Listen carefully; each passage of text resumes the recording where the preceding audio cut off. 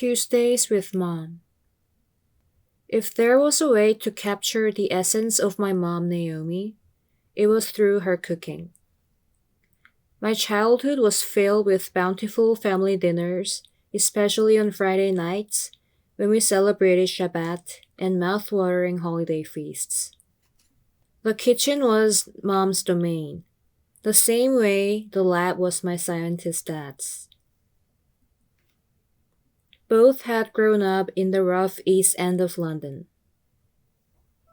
My dad, Jack, had been as skinny as a rake. Mom's cooking soon fattened him up. My brother and I were born in England. We were toddlers when our family moved to the US for Daddy's career. We had a typical American childhood in Bethesda, Maryland. We went to the local synagogue where Mom eventually became executive director. In our house, the kitchen was the best place to be. We each had our assigned seats around the butcher block table in the breakfast nook. I would sit for hours in my heavy oak chair, reading all manner of books. The radio was tuned to rock or classical, depending on who got to it first. And Mom was always there by the counter, cutting, chopping, stirring. Mom's chicken soup was her expression of love for her family. She cooked this dish with only fresh herbs, don't even think of using dried herbs, and vegetables cut into big chunks. We delighted in the clear, golden broth, the tender strands of chicken, the soft celery, and aromatic dill. It was the highlight of every Shabbat dinner. I moved to Israel with my husband in 1991. Jeff and I made our home in Beersheba, in the Negev desert. My parents soon moved to Israel as well, to the Mediterranean resort city of Netanya. Jeff and I traveled with our kids to Netanya to share Shabbat with my parents.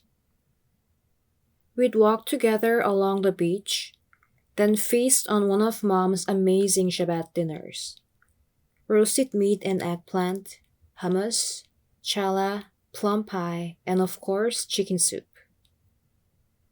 The kids always ask for seconds, sometimes even thirds, of the fragrant dish. In 2010, at the age of 69, Mom was diagnosed with Alzheimer's. She remained bubbly, talkative, and good-natured. She could make jokes and sing along to her favorite songs. But she could no longer manage cooking those tremendous meals.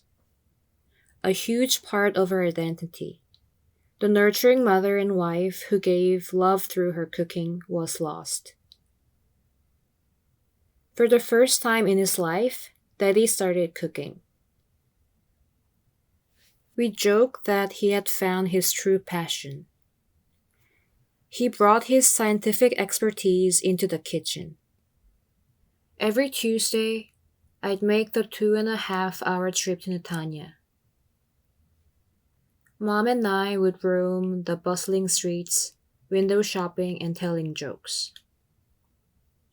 We'd drink coffee at a cafe with a view of the sea. I tried to keep our outings stress-free.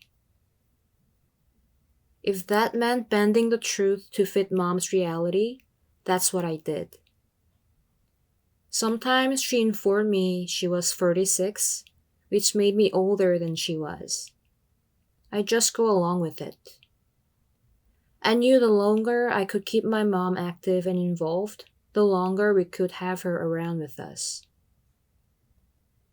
I took her grocery shopping and had her help me choose ingredients, even if she mixed up tomatoes and red peppers.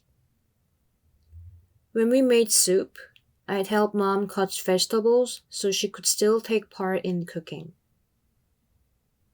Sometimes she wanted to be held.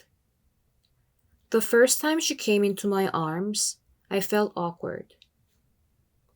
I comforted her, but I knew that what I wanted to remain her child could not last. Even the Jewish grace after meals became problematic. Sitting at my parents' table, I recited, God of compassion, bless my father and my mother, my teachers, hosts of this household.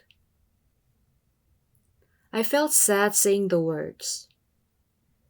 Mom had taught me many things over the years, some practical, how to check eggs before you buy a carton, others intangible, that children thrive when you love them unconditionally. Was she still my teacher? As a way to cope, I stationed myself in my kitchen and focused on cooking, incorporating recipes from Mom and borrowing from the cultures around me. Mom gave me all her cookbooks, and I studied the notes she made in them. I found her handwritten recipe for sesame green beans taped inside Florence Greenberg's Jewish cookery book and added it to my repertoire. My kitchen experiments brought back memories that turned out to hold new significance. For instance, my favorite cake Mom used to make when my brother and I were kids. Failure cakes, we call them. I don't recall why she let us eat the first one. Has she left out an ingredient? Misjudging the baking time? The batter rose to a rich, wine-sweetened cake with a hint of nutmeg. Delicious. We begged Mom to make more. She did, just for us. The flaw turned out to be what made the cake special. Failure cakes are an apt metaphor for Alzheimer's. I tried to find the success within the limitations the disease had put on her life. Take my Tuesdays with Mom. It didn't matter how many times we drank coffee in the same cafe or window shopped at the same stores. What mattered was that we were together. Each visit was new for her, and I loved those moments of joy and laughter as much as she did. Then there were the meals that Mom used to patch together from leftovers. They were legendary in our house.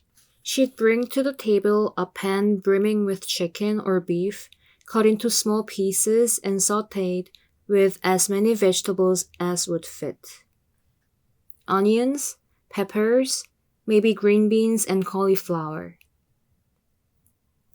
She'd add soy sauce, tomato paste, or leftover gravy to create a delectable sauce. I can't say there hasn't been grumbling from my kids when dinner appears on the table as a reinvented version of yesterday's fare. But as when I was growing up, every time we make Mom's leftover supreme, it turns out different and delicious. It's all in the quality of what you've got to put it in, and the amount of love you add. Sort of like our lives. Even as Alzheimer claims more of her abilities, Mom is still teaching me.